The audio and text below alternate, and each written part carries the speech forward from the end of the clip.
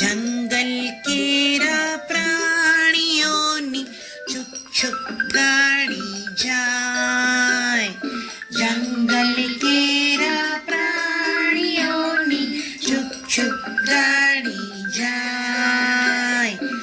આગળ કાળા હાથીભાઈ એન્જિન એ કહેવાય. આગળ કાળા હાથીભાઈ એન્જિન એ કહેવાય.